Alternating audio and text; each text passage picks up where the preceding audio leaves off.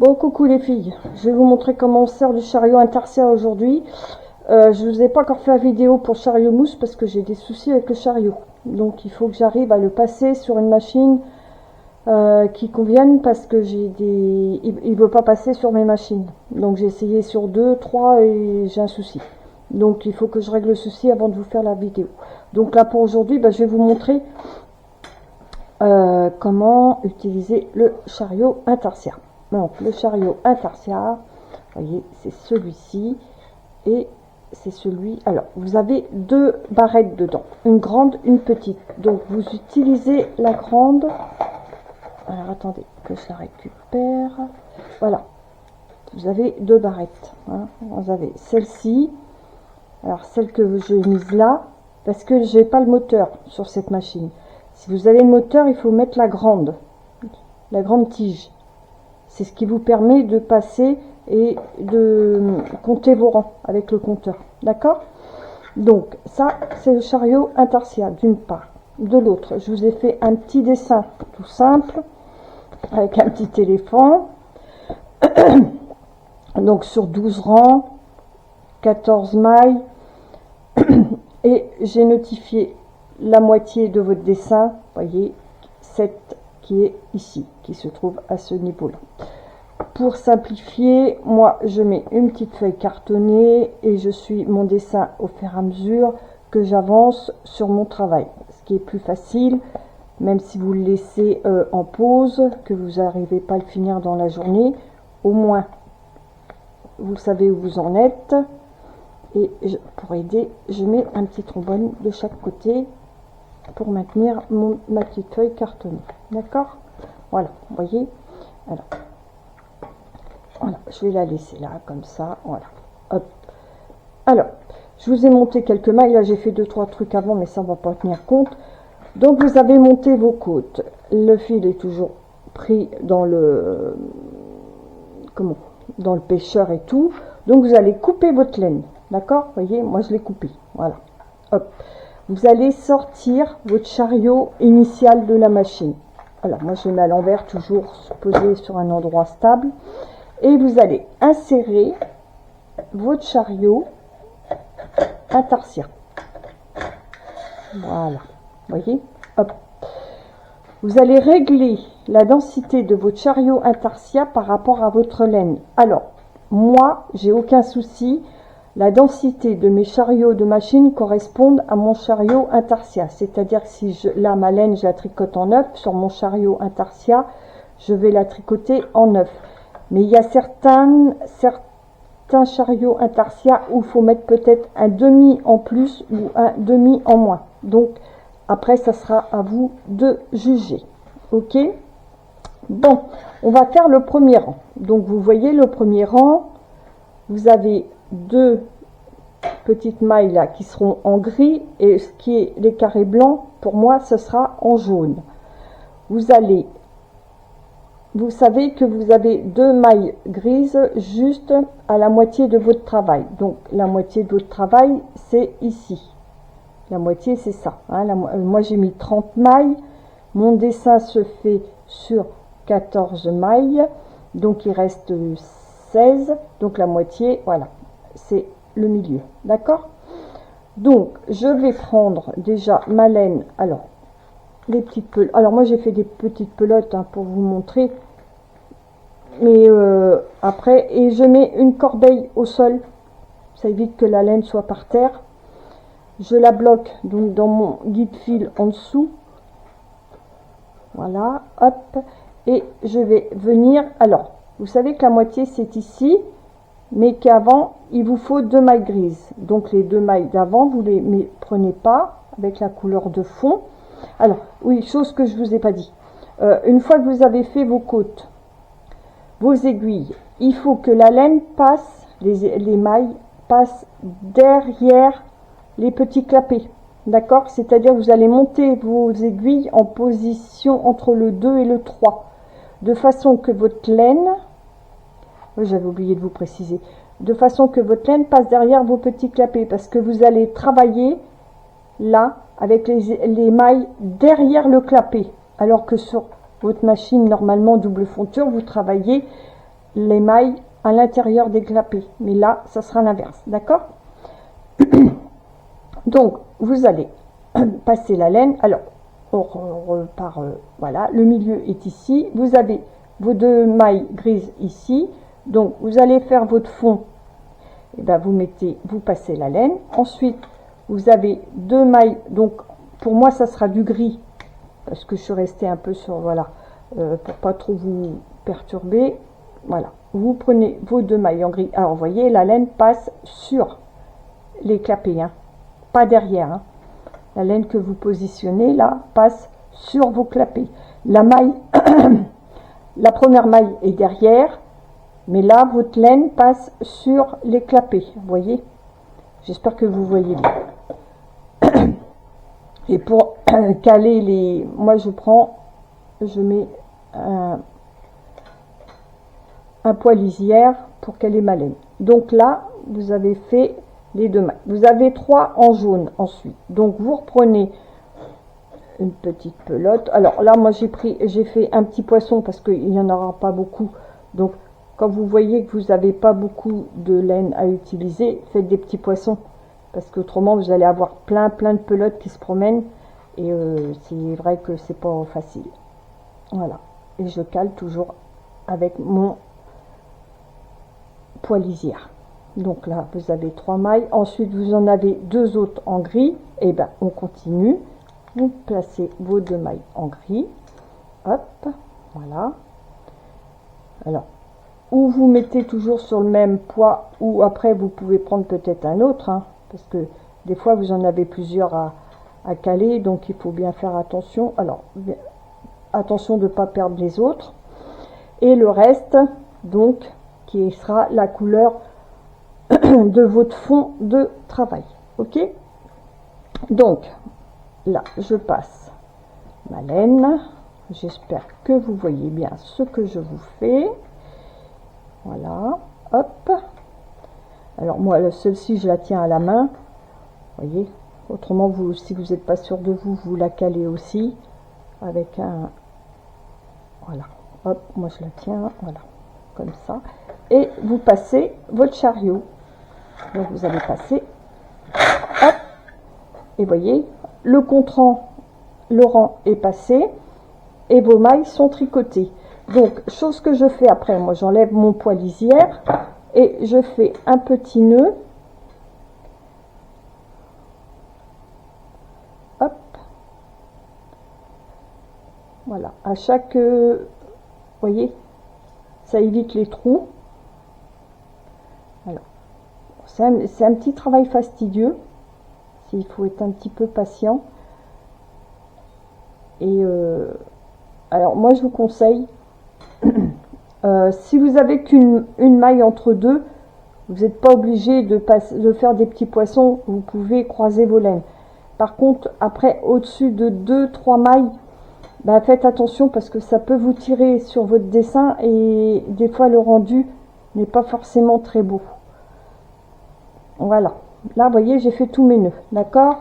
Je débloque mon petit fil que j'avais mis dans le guide fil et je fais de même pour le fil de départ, comme ça je suis sûre que rien ne se sauve. Voilà, alors hop, voilà, donc là on va faire le deuxième rang. Donc le deuxième rang, voyez, vous allez descendre d'un rang, hop, voilà. Et alors moi ce que je fais, le premier rang j'ai mis un petit coup de crayon, le deuxième rang je remets un petit coup de crayon, et je sais que je vais dans ce sens là, d'accord. Quand vous faites votre trait à gauche, vous allez par là, donc votre chariot est bien placé, et ainsi de suite. Comme ça, ça vous aide si vous laissez votre travail en attente. Alors on vous dit donc vous allez faire les 2 mailles grises toujours au même endroit que le premier rang, d'accord. Vous avez les 3 mailles, moi c'est jaune en l'occurrence, le fond toujours pareil, et les 2 mailles à côté exactement la même chose. Donc on y va. Alors on a dit on fait les 2 premières mailles grises pareil.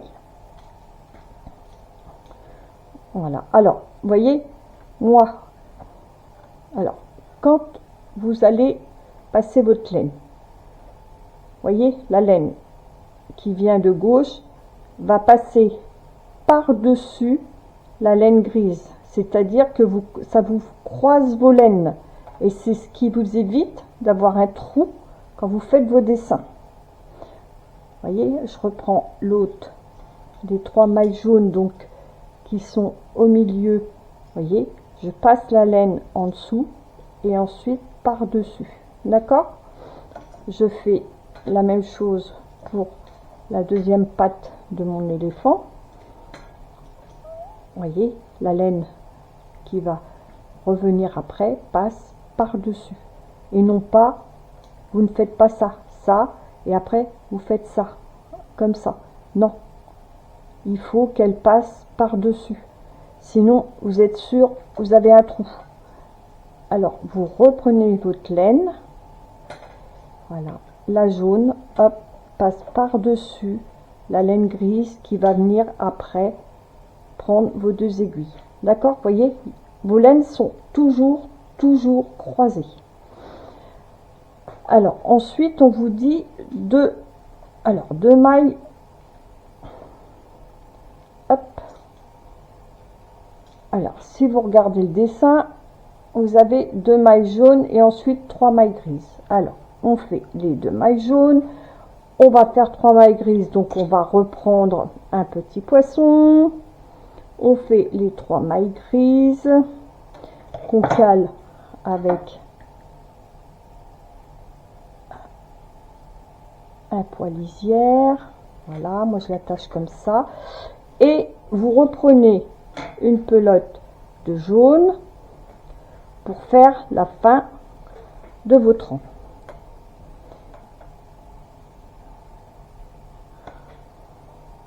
Voilà. Et vous voyez, même ma pelote passe par-dessus. Toujours. D'accord? Alors ça, moi, je la tiens à la main. Mais bon, parce que j'ai l'habitude. Alors, attendez. Je vais vous la positionner comme il faut. Voilà. Hop. Et je tricote.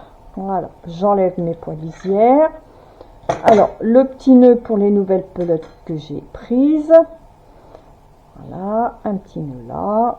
Vous faites un petit nœud à côté et comme ça vous n'êtes pas embêté. Voilà, hop, et là vous avez fait le rang numéro 2, donc nous allons faire le rang numéro 3. Voilà, celui-ci, hop. Alors le rang numéro 3, attendez, je remonte un petit peu là que vous voyez. Voilà. Donc, on va aller au début de la laine, de la maille grise. On va faire une grise, une jaune, une grise. Donc là, vous n'avez qu'une maille. Donc là, vous allez pouvoir les croiser. Vous n'êtes pas obligé de refaire un petit poisson. Pour une maille, vous n'êtes pas obligé. Alors, on va y aller. Je vais vous montrer. Donc là, vous allez jusqu'au bord de vos mailles grises. D'accord ? Ensuite, vous prenez, alors, vous en avez une grise, ok. Et voyez, je croise toujours mes laines, voyez. Hop, là, vous avez une jaune. Et ensuite, vous avez 2 grises. Et bien, vous repassez vos 2 grises ensuite. Voilà, en suivant. 2 mailles, vous pouvez. Au-dessus de 3 mailles, moi, je vous conseille après de faire des petits poissons parce que ça va tirer sur votre travail. Et puis... et des fois le rendu n'est pas forcément très joli. Alors là vous avez fait, alors attendez, hop, parce que là c'est un peu un sac de nœuds. Voilà, alors après il faut bien retrouver les bons fils hein, pour ne pas vous tromper dans vos plots. Voilà, donc on a fait une là, on a fait la jaune, d'accord, on a fait les 2 grises. Là on va faire la jaune et on va refaire les 2 grises. Donc, toujours pareil, vous avez qu'une jaune, vous allez faire les 2 grises, voilà. Ensuite, eh ben, vous avez les 3 jaunes, comme sur votre dessin. Voilà, alors pensez à démêler un petit peu vos laines hein, de temps en temps, voilà, en dessous, bien les mettre face à face. Ensuite, on vous dit de refaire 2 grises, donc vous faites 2 grises. Et pour finir, votre couleur de fond, donc en l'occurrence pour moi, c'est le jaune. Voilà. Et là, et ben vous tricotez. Vous passez votre chariot. Voilà. Et vous voyez, toujours aiguille ouverte, clapet ouvert. La laine que vous travaillez passe sur les clapets. Votre maille est derrière le clapet. Ok? Donc on a fait le rang numéro 3. Maintenant on va faire le rang numéro 4. Hop. Voilà. Hop. Donc on vous dit le rang numéro 4, bah, toujours vos 2 grises au même endroit, les 3 jaunes au même endroit, les 2 grises au même endroit. Et ensuite c'est pareil. Vous avez une, 2 et 1. Alors, on va faire ça. Donc, on va aller jusqu'aux 2 grises. Voilà. Ensuite, vous prenez, vous croisez toujours. Hein, voyez, regardez. La grise passe en dessous la jaune. Hop. Voilà. Ensuite, vous passez votre jaune. Alors, des fois, ben oui, il faut démêler. Mais ça, c'est le b.a.-ba de la tarsia. Voilà, vos 3 jaunes. Ensuite, vous refaites vos 2 grises. On vous dit une jaune, et ben vous faites une jaune.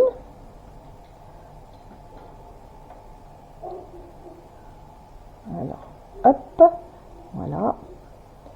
Ensuite, alors là, on a fait la jaune. Ensuite, on vous dit une grise. Donc, vous pouvez reprendre le même et faire la grise avec. Voilà. On vous dit de faire 2 jaunes. Et ben, vous pouvez toujours continuer puisque vous avez fait qu'une et une, vous voyez, sans être obligé de reprendre des autres poissons. Voilà. Et pour finir, une grise. Donc, vous allez rechercher le dernier gris, voilà, celui-ci, que vous avez utilisé tout à l'heure, que vous passez dessus et vous faites la maille qui reste en gris. Vous reprenez alors le dernier, voilà, la dernière laine qui vous permet de faire le fond de votre pull ou de votre ouvrage, hein, voilà, et vous tricotez. Voilà, et vous voyez là, celle que j'ai croisée, une et une, ça tire pas dessus. Si vous prenez trop de mailles, des fois ça tire, et c'est vrai que c'est pas beau parce que le rendu fait un peu tirer au niveau de vos mailles et ça vous fait légèrement des trous. Voilà, là on a fait le rang numéro 4. Alors on continue notre petit éléphant. Voilà, donc je fais un petit trait, je sais que je fais ce rang là. Donc le rang là, 2 mailles en grise, donc en partant d'ici, donc on va faire 2 mailles en grise, une maille en jaune. Ensuite vous avez quelques mailles en grise, une petite maille en jaune par ici et une maille en grise pour finir. D'accord? Alors si vous avez le petit dessin, c'est bien parce qu'au moins vous pourrez vous repérer. Alors, donc on a dit, on va jusqu'à la première maille qui est en gris. On prend 2 mailles en grise, ensuite une maille en jaune. Alors, vous avez la laine de tout à l'heure du rang d'avant qui est à côté que vous pouvez prendre, une maille en jaune. Alors attendez, surtout voilà, prenez bien les bonnes aiguilles, voilà, une maille en jaune. Ensuite vous avez 2, 4, alors 2, 4, 5, vous avez 5 mailles en grise. Donc vous prenez la laine 2, 4, 5 mailles en grise. Ensuite vous en avez une en jaune qui est ici, donc toujours vous faites toujours suivre votre laine. Ensuite en gris vous en avez 3, donc 1, 2, 3. Et pour finir votre laine de fond, donc en l'occurrence pour moi c'est du jaune, hein, je le répète, mais bon voilà, et vous tricotez.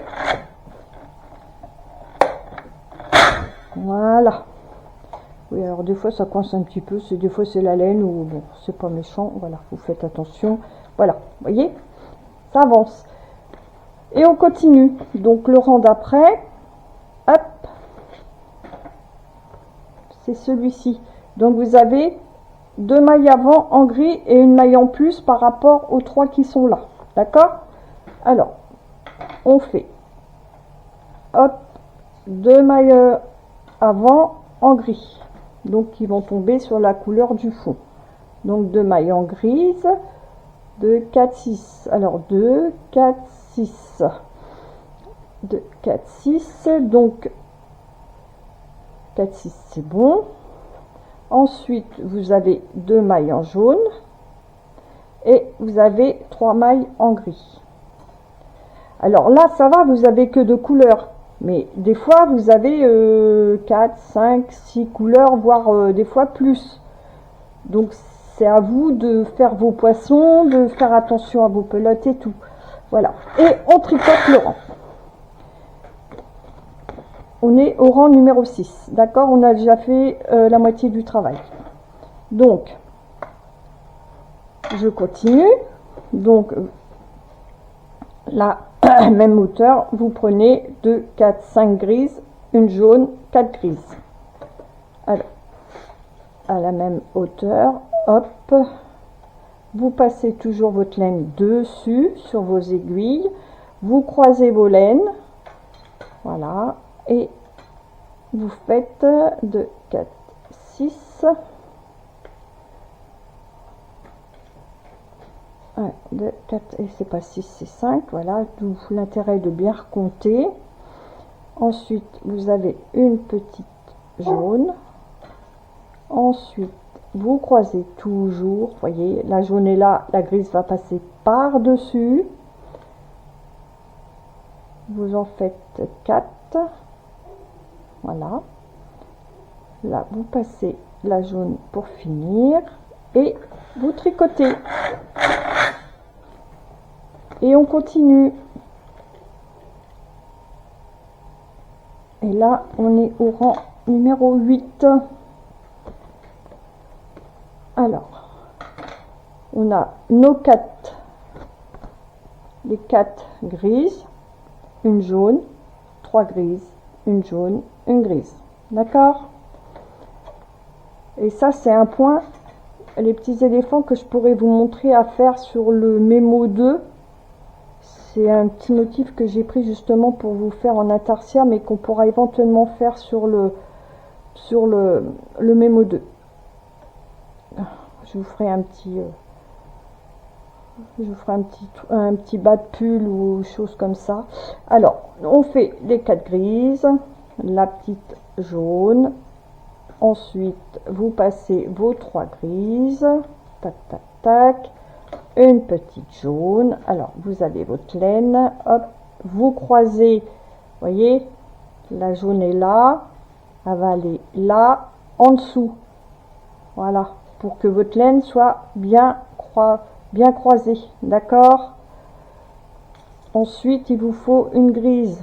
Là, vous pouvez reprendre celle-ci puisque vous avez qu'une maille de chaque. Là, hop, voyez, c'est croisé. Et vous avez le jaune pour finir. Donc, on va rechercher au bout là. Donc, on va reprendre ici. D'accord? Voilà. Et vous tricotez. Attendez, parce que si j'arrive à bloquer, ça va pas le faire. Voilà. Alors, ensuite, donc on est au numéro 9. Donc c'est ici. Donc là, vous avez 2, 4, 5 en gris, une jaune, 4 grises. Et on y va.